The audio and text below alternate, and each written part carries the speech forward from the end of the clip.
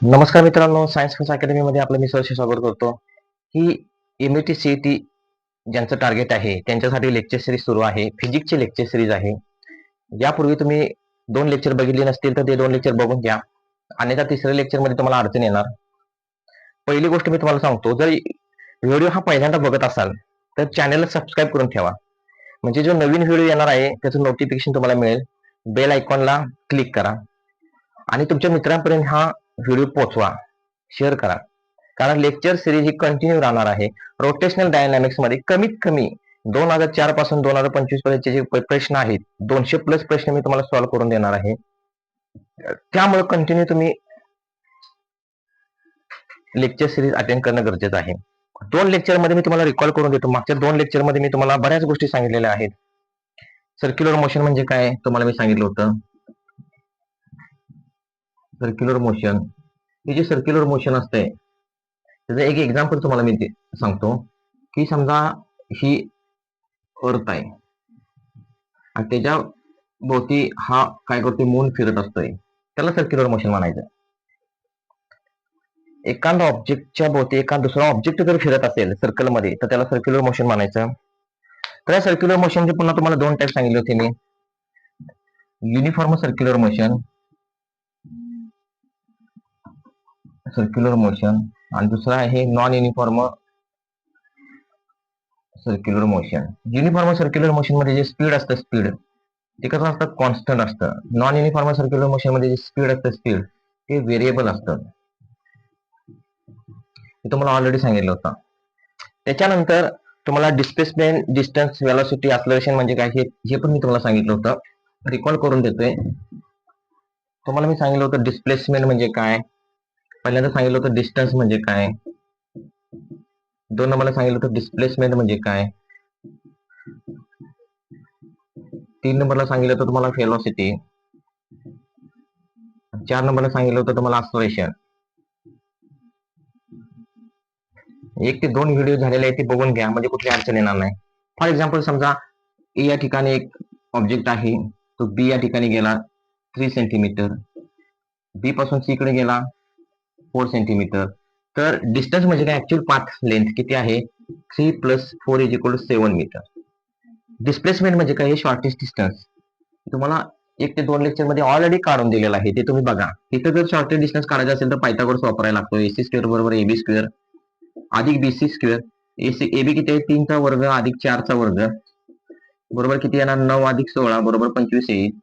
AC ची value पाहिजे असेल तर 5 मीटर येईल, येणार आहे 5 सेंटीमीटर येईल. तर ऍक्च्युअल डिस्प्लेसमेंट किती आहे, 5 सेंटीमीटर. इथं सुद्धा सेंटीमीटर कारावरती. जी व्हेलॉसिटी आहे, व्हेलॉसिटी तुम्हाला सांगितलं होतं, चेंज जी व्हेलॉसिटी आहे ती व्हेलॉसिटी जर फाइंड करायची असेल तर v = del s divided by del t, किंवा तुम्ही व्हेलॉसिटी असं सुद्धा लिहू शकता, dr divided by del t. बरोबर आहे. जे एक्सेलरेशन आहे ते एक्सेलरेशन तुम्ही a change in velocity divided by change in time असं लिहू शकता. Change in velocity divided by change in time असंही लिहू शकता तुम्ही, किंवा change in velocity with respect to time असं लिहू शकता. एक्सेलरेशन स्मॉल एन दाखवतो. जे एक्सेलरेशन आहे ते 2 टाईपचं असतं, मी तुम्हाला काल सांगितलं होतं. एक्सेलरेशन 2 टाईपचं असतं. बघा, मी जे रिकॉल करून देतो त्याच्यामध्ये प्रश्न असतात.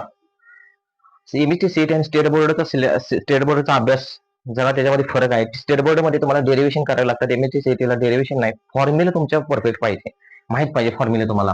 हे जे एक्सेलरेशन आहे, स्मॉल ए, हे 2 टाईपचं असतं. एक असतं पॉझिटिव्ह, एक असतं निगेटिव्ह.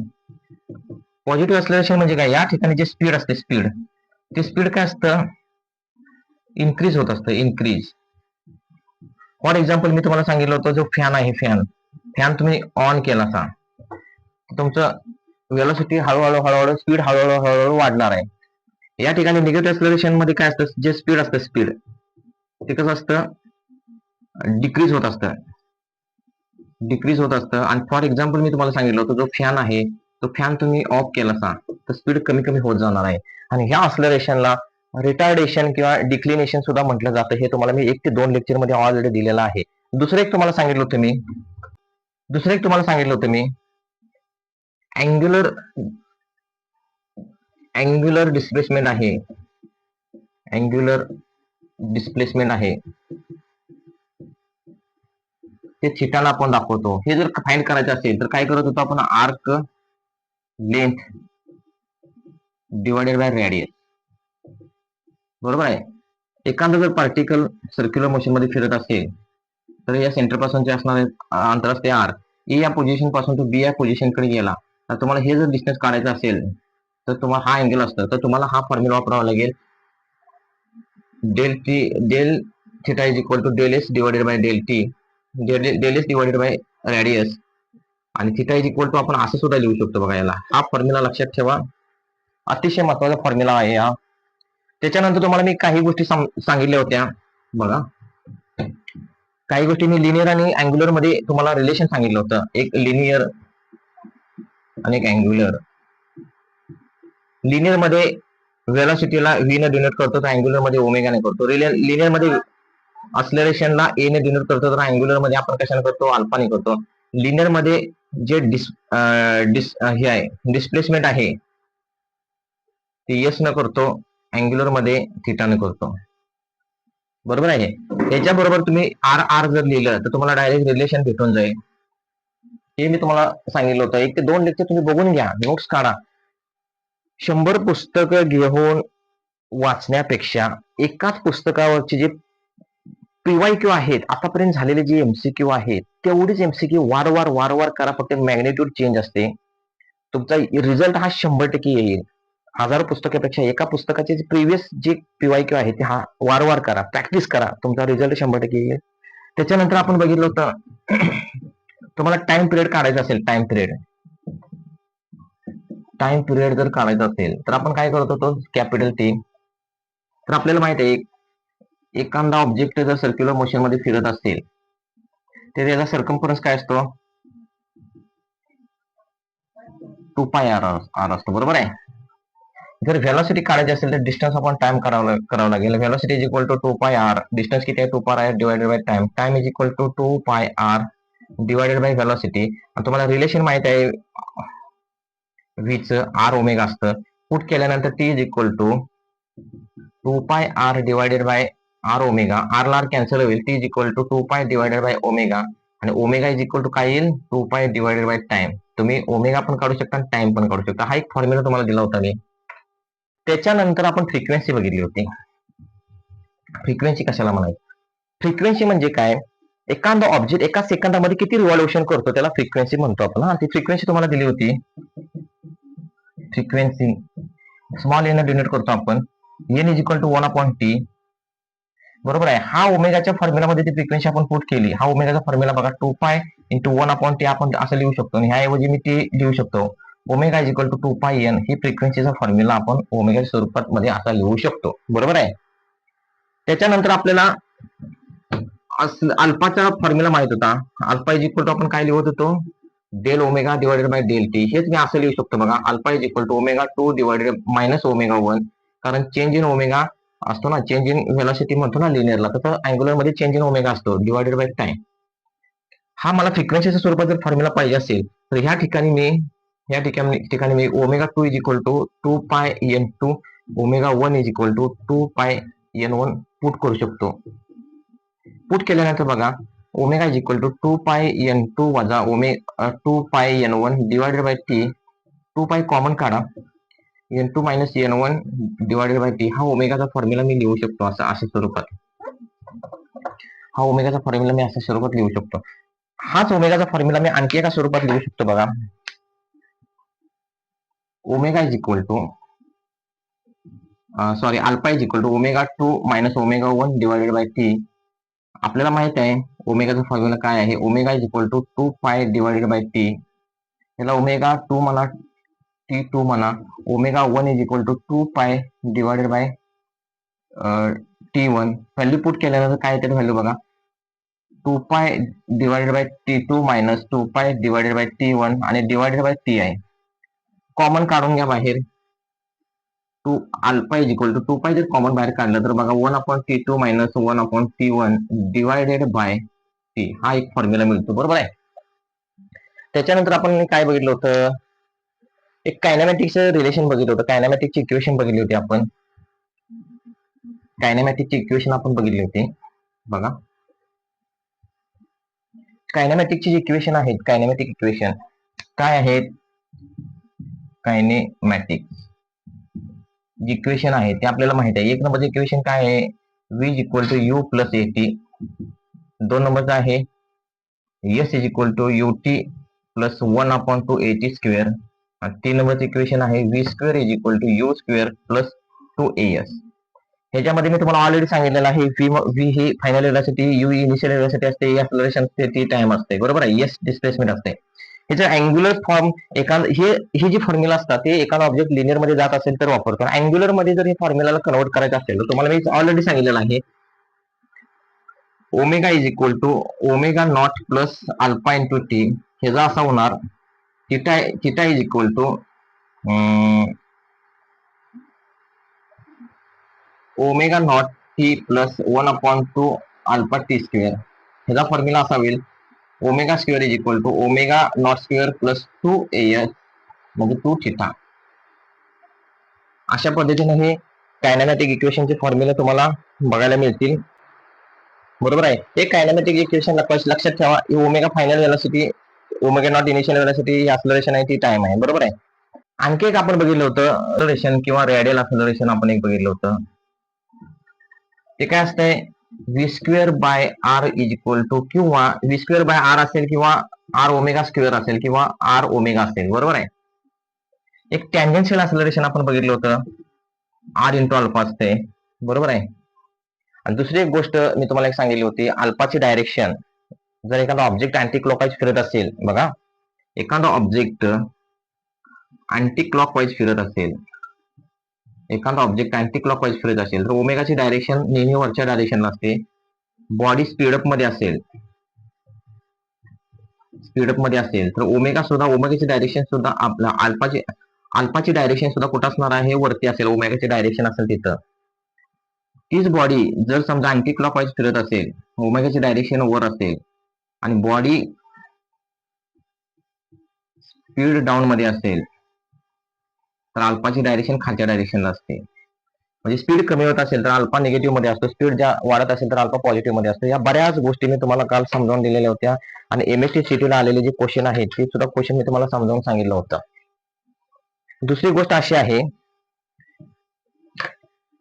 आज आपल्याला सेंट्रिपिटल फोर्स जो आहे तो कशाला म्हणायचं ते बघूया. सेंट्रिपिटल फोर्स बघा, आज आपल्याला बघायचं आहे सेंट्रिपिटल फोर्स. सेंट्रिपिटल जो फोर्स आहे तो फोर्स कशाला म्हणायचं बघा मी सिनॉप्सिस सांगतोय. एवढं जरी करून पण प्रॅक्टिस वारंवार केलं तर तुम्हाला कुठली अडचण येणार नाही. एखादा ऑब्जेक्ट असेल तो सर्क्युलर मोशन मध्ये फिरत असेल, एखादा ऑब्जेक्ट सर्क्युलर मोशन मध्ये फिरत असेल तर त्याचं सेंट्रिपिटल एक्सेलरेशन किंवा रॅडियल एक्सेलरेशन ते आतल्या डायरेक्शनला असतं, बरोबर.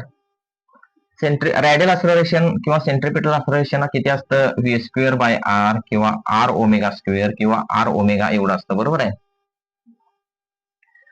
सेंट्रिपिटल फोर्स म्हणजे काय? जो असा फोर्स तो सेंटरकडे असला पाहिजे.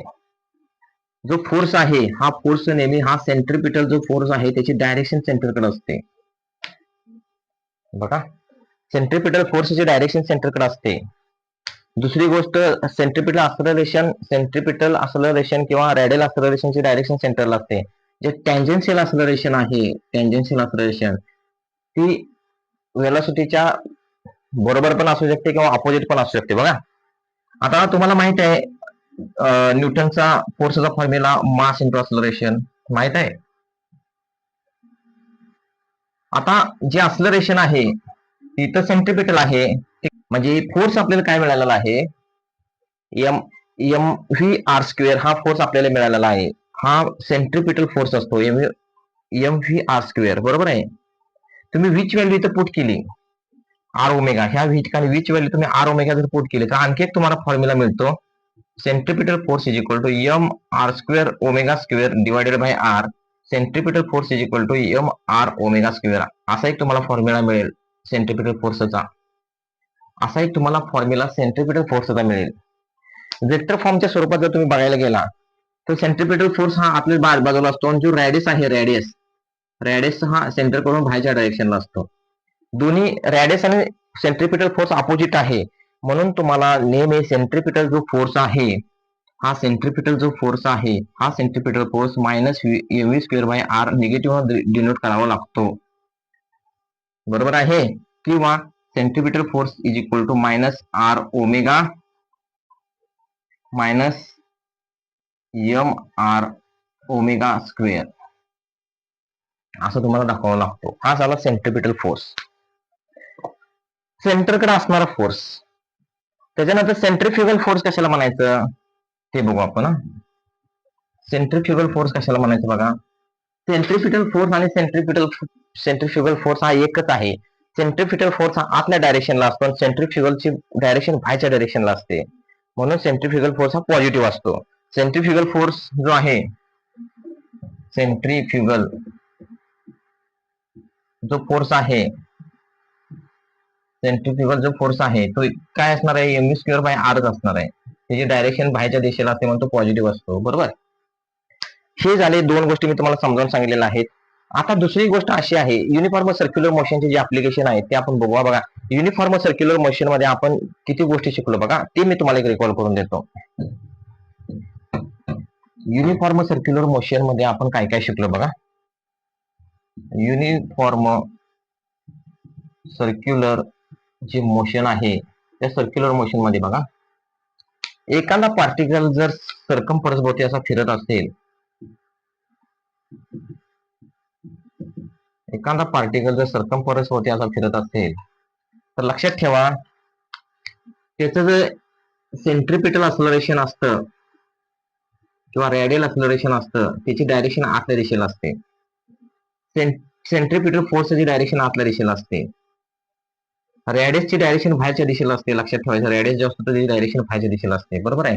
टँजेन्शियल एक्सलरेशन नेहमी व्हेलॉसिटीच्या डायरेक्शनला असतं, कधी कधी अपोजिटला पण असू शकतं बरं का. कधी कधी अपोजिटला जर व्हेलॉसिटी कमी होत, स्पीड कमी होत असेल तर टँजेन्शियल एक्सलरेशन अपोजिटला असतं, बरोबर आहे. हे जे टँजेन्शियल एक्सलरेशन आहे याची व्हॅल्यू नेहमी आर इंटू अल्फा असते, बरोबर आहे. हे मी तुम्हाला ऑलरेडी सांगितलेलं आहे. जे रॅडियल एक्सलरेशन आहे किंवा सेंट्रिपिटल एक्सलरेशन आहे याची व्हॅल्यू नेहमी व्ही स्क्वेअर बाय आर ठेवू शकता किंवा आर ओमेगा स्क्वेअर ठेवू शकता किंवा आर ओमेगा अशी पण ठेवू शकता, बरोबर आहे. हा जो सेंट्रिपिटल फोर्स आहे, हा सेंट्रिपिटल फोर्स तुम्ही निगेटिव्ह पण ठेवू शकता, M V square by R, किंवा ह्याला तुम्ही असं पण लिहू शकता, minus M R omega square असं सुद्धा लिहू शकता, बरोबर आहे. बऱ्याच गोष्टी मी तुम्हाला इथं समजावून दिलेल्या आहेत. ह्या गोष्टी तुम्हाला पुढे यूज होणार आहेत, बरोबर आहे. त्याच्यानंतर आपल्याला बघायचं ऍप्लिकेशन ऑफ युनिफॉर्म सर्क्युलर मोशनचे जे ऍप्लिकेशन आहेत ते आपण बघू. त्याच्यावरती प्रश्न येतात. ह्याच्यानंतर मी तुम्हाला प्रश्न घेणार आहे, ती प्रश्न तुम्ही व्यवस्थित बघून घ्या. Application of uniform circular motion, application of uniform circular motion, हे जे ऍप्लिकेशन आहे ते ऍप्लिकेशन बघा, एकूण 3 ऍप्लिकेशन आपल्याला बघायला मिळतात. त्यातलं आपण पहिलं ऍप्लिकेशन बघूया, vehicle along horizontal circular track.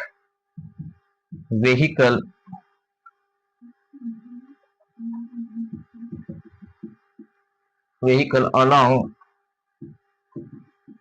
Horizontal circular track. बघा, हे पहिलं ऍप्लिकेशन आहे सर्क्युलर मोशनचं, vehicle along horizontal circular track. समजा एक हॉरिझॉन्टल सर्क्युलर असा एक रस्ता आहे. हॉरिझॉन्टल म्हणजे काय, सपाटच रस्ता, सपाटच रस्ता. फॉर एक्झाम्पल बघा, हा रस्ता तुम्हाला दिसतोय वही, हा वही आहे, असाच असेल पण असा टर्न असेल, त्याला टर्न. बँककडे रोडला असा रस्ता इकडून असा उचलला जातो, पण हॉरिझॉन्टलला असा सरळच असतो, हा टर्न असेल. हॉरिझॉन्टल म्हणजे काय, सपाटचा रस्ता असतो पण त्याला टर्न असतो. आता मला एका प्रश्नाचं उत्तर द्या. समजा एक गाडी आहे या ठिकाणी आणि 100च्या स्पीडनं जर 100 किलोमीटर पर हॉर्सनं जर येत असेल तर ती गाडी असा टर्न घेणार नाही.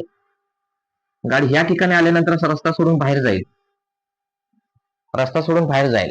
मग ह्या ठिकाणी 100च्या स्पीड चालणार आहे का, ते जास्त होईल ना स्पीड. मग जास्तीत जास्त स्पीड किती पाहिजे, या ठिकाणी जी गाडी आहे व्हेलॉसिटी आहे त्याची मॅक्झिमम स्पीड किती पाहिजे, मॅक्झिमम स्पीड किती पाहिजे. मॅक्झिमम स्पीड किती पाहिजे ते आपल्याला काढायचं आहे, बरोबर आहे. म्हणजे व्ही मॅक्स काढायचं आहे. व्ही मॅक्झिमम जे स्पीड आहे त्याची व्हॅल्यू आपल्याला फाइंड करायची आहे. तुमची मिनिमम किती पण कमी असू दे, तुम्ही हळूहळू आला, 2 किलोमीटर पर सेकंद आला, पर हॉर्स आला, 7च्या स्पीडने आला, 20च्या स्पीडने आला, 10च्या स्पीडने आला, तर तुमची गाडी रस्ता सोडून जाणार आहे का? जाणार नाही. जर तुम्ही जास्त स्पीड ठेवलं तर गाडी नक्कीच रस्ता सोडून जाईल. मग किती स्पीड पाहिजे ते आपल्याला फाइंड करायचं आहे. बघा, तुम्ही ऑलरेडी बघितलेला आहे की हा एक रस्ता आहे आणि ह्याच्यावरती एक तुमची गाडी असेल, बरोबर आहे. ऑलरेडी तुम्ही डेरिव्हेशन बघितलेलं आहे स्टेट बोर्डच्या ह्याच्यामध्ये. जर तुम्हाला डेरिव्हेशनचा चांगल्या पद्धतीने अभ्यास करायचा असेल तर सायन्स फोर्स अकॅडमीमध्ये एक मी प्लेलिस्ट तयार करतो स्टेट बोर्डचा, त्याच्यामध्ये सिलेबस कव्हर करून घेण्याचा मी प्रयत्न करतो. त्याच्यामध्ये तुम्ही बघा, त्याच्यामध्ये डेरिव्हेशन मी चांगल्या पद्धतीने तुम्हाला सॉल्व्ह करून देतो. हे बघा, नेहमी गाडी ज्यावेळी रस्त्यावरती उभी असते, सरफेसवरती उभी असते, त्यावेळी तिचा नॉर्मल फोर्स असा वरच्या डायरेक्शनला असतो आणि खालच्या डायरेक्शनला त्याला एमजी फोर्स हा खेचून घेत असतो, बरोबर आहे. त्यावेळी त्याचा फ्रिक्शनल फोर्स जो आहे तो ह्या डायरेक्शनला असेल, रस्त्याच्या ह्या डायरेक्शनला असेल, बरोबर आहे. बघा, मी ह्या ठिकाणी तुम्हाला समजून देतो. हा कर्व रोड आहे, हा कर्व रोड आहे. या ठिकाणी तुमची गाडी आहे, त्याचा नॉर्मल फोर्स वरती असेल, एमजी इकडे खाली असेल आणि फ्रिक्शनल फोर्स या डायरेक्शनला असेल. का? जर फ्रिक्शनल फोर्स या डायरेक्शनला असला तर काय करेल, ती गाडी अशी वळेल, सेंट्रिपिटल फोर्स तयार होईल फ्रिक्शनल फोर्समुळे. तर हे दोन गोष्टी तुम्हाला माहित पाहिजे. तर मला एक सांगा, जो नॉर्मल फोर्स आहे हा नॉर्मल फोर्स एमजी ला बॅलन्स करतो, जो फ्रिक्शनल फोर्स आहे तो सेंट्रिपिटल फोर्स प्रोव्हाइड करतो. इक्वेशन नंबर 1 आणि 2 वरून तुम्ही फाइंड करू शकता. इक्वेशन 1 आणि 2 वरून तुम्ही व्हॅल्यू फाइंड करू शकता. इक्वेशन नंबर 1 आणि इक्वेशन नंबर 2 लिहून झाल्यानंतर आपण काय करायचं आहे, त्याचं डिवायडेशन करायचं आहे. इक्वेशन नंबर 2 ला इक्वेशन नंबर 1 न डिवाइड केलं तर इक्वेशन नंबर काय, 2 mv square by R divided by mg.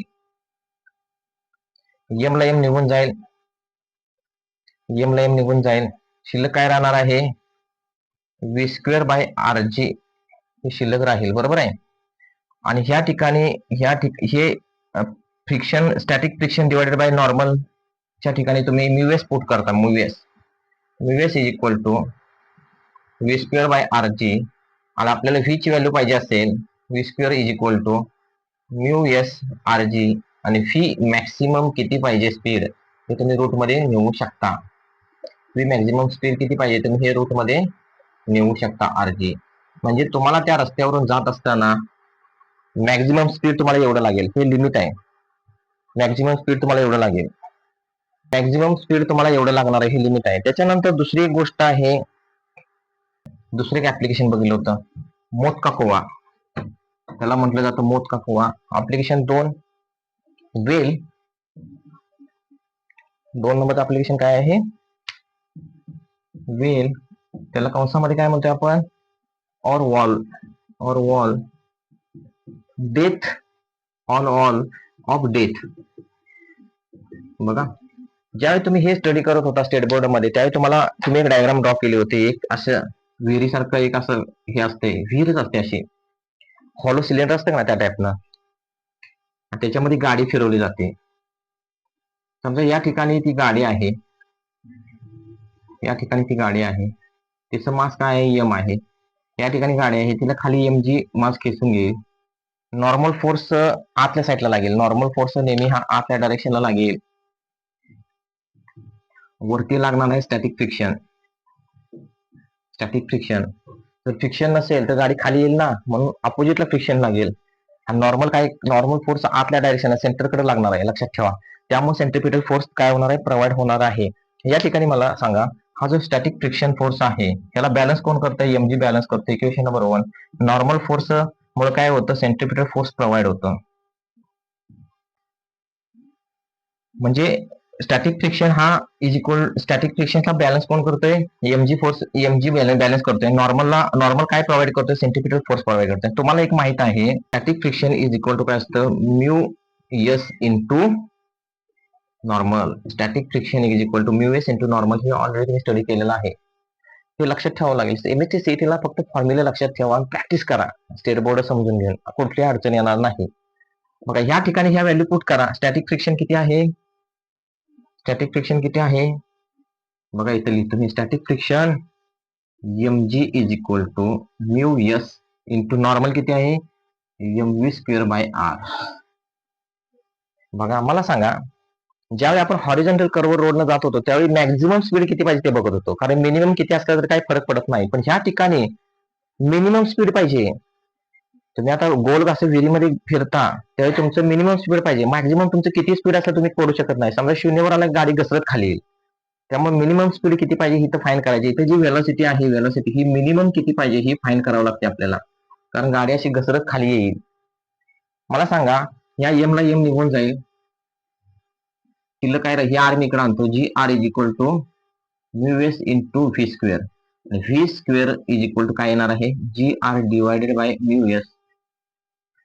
आणि व्ही स्क्वेअरची जर व्हॅल्यू पाहिजे असेल, व्ही मिनिमम जर व्हॅल्यू पाहिजे असेल स्क्वेअर रूट घ्यावं लागेल.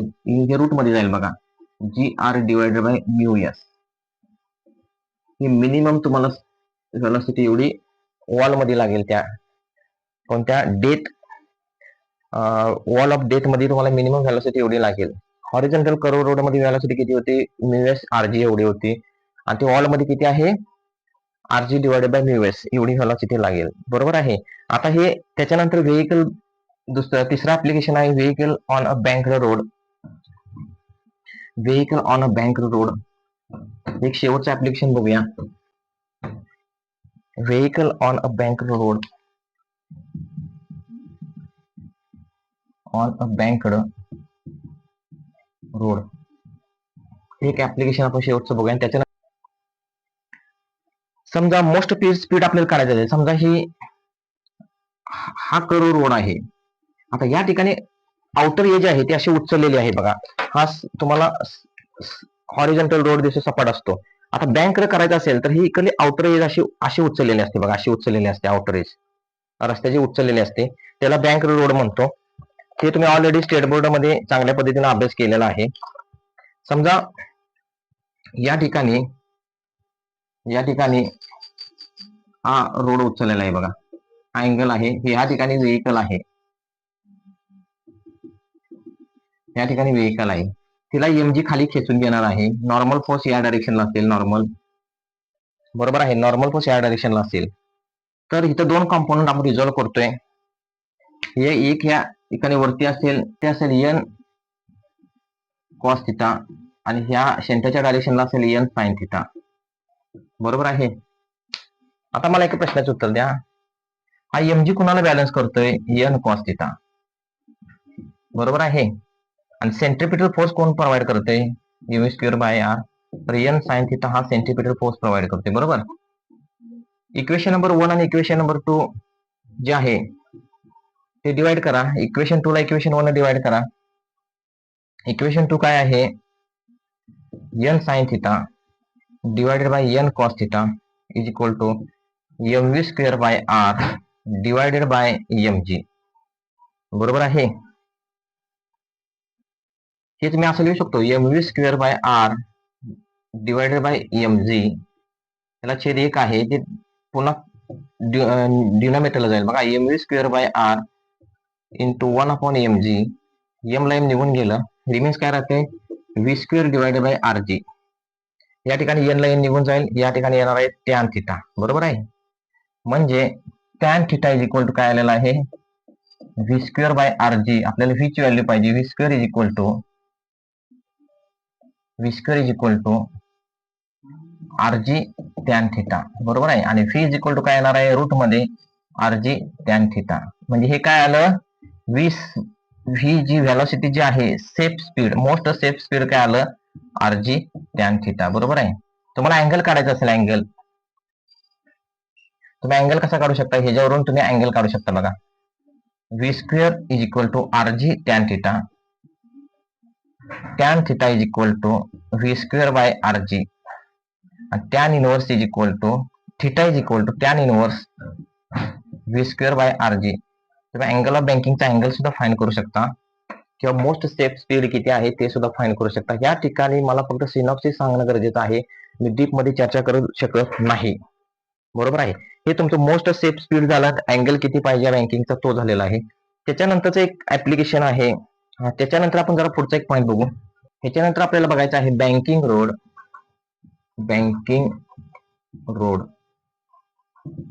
Lower speed limit. बघा, banking road lower speed limit, याच्यामध्ये तुम्ही एक डायग्राम काढली होती बघा.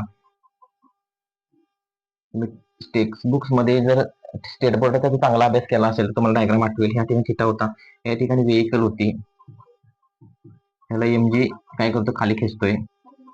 एमजी काय करतो, खाली खेचतोय. नॉर्मल त्याचा असा असेल, हा नॉर्मल फोर्स आहे. एमजी त्याला खाली खेचत असेल, त्याचा नॉर्मल फोर्स इकडे सेंटरकडे असेल, त्यावेळी त्याचे दोन कॉम्पोनंट रिझॉल्व्ह होतात. एक असतो थिटा एन कॉस थिटा, दुसरा आहे एन साइन थिटा. बघा, ही गाडी खाली येते म्हणून त्याला अपोज करण्यासाठी त्याचं फ्रिक्शन आहे ते वरच्या डायरेक्शनला पाहिजे. त्याचं फ्रिक्शन वरच्या डायरेक्शनला पाहिजे गाडी, कारण का खाली येते. तर वरच्या डायरेक्शनला फ्रिक्शन असेल तर पुन्हा ह्याचे दोन काय असणार, कॉम्पोनंट असणार, एफ एस साइन थिटा आणि इकडे काय असेल, F s cos theta. Angle असेल, बरोबर आहे. गाडी अशी खाली येईल ना, समजा हा रस्ता आहे आणि असा मी बँक केला, या ठिकाणी अशी, या ठिकाणावर अशी गाडी जात असेल तर ती गाडी अशी घसरेल ना, खाली येईल. त्यामध्ये फ्रिक्शन वरच्या साईडला पाहिजे, बरोबर आहे. या टायरच्या इथं, ह्या टायरसाठी सांगतोय ह्या, बरोबर. आता मला सांगा, एका प्रश्नाचं उत्तर द्या. हा एमजी कोणाला बॅलन्स करतोय? M g is equal to n cos theta plus f s sine theta, बरोबर आहे. F s sine theta. Equation number 1. सेंट्रिपिटलचा फोर्स आहे तो कोण प्रोव्हाइड करतोय बघा, centripetal force n sine theta minus n sine theta minus f s cos theta, हा centripetal force provide करतो. इक्वेशन नंबर 1 आणि 2 वरून तुम्ही डायरेक्ट एक इक्वेशन तयार केलं होतं. वेलोसिटी मिनिमम किती असते लोअर स्पीडला, minimum is equal to in root मध्ये, हे तुम्ही डायरेक्ट इक्वेशन फाइंड केलं होतं. Minimum velocity, lower speed limit किती मिनिमम पाहिजे, r g tan theta minus mu s divided by 1 plus mu s tan theta, हे लोअर स्पीड लिमिट होतं तुमचं. लक्षात घ्या, अँगल बँकिंग ऑफ रोड मध्ये लोअर स्पीड लिमिट विचारलं की व्हेलॉसिटी मिनिमम काढायची. मिनिमम व्हेलॉसिटी किती आहे, आरजी इन रूट मध्ये tan theta minus mu s divided by 1 plus mu s tan theta, ही मिनिमम स्पीड आहे. जर तुम्हाला असं विचारलं banking road upper speed limit, तर तुम्हाला मॅक्झिमम स्पीड काढावं लागेल. बघा, हीच डायग्राम आपण पुन्हा एकदा काढू. ही व्हेइकल आहे, ह्या ठिकाणी अँगल आहे थिटा, हीच व्हेइकल आहे.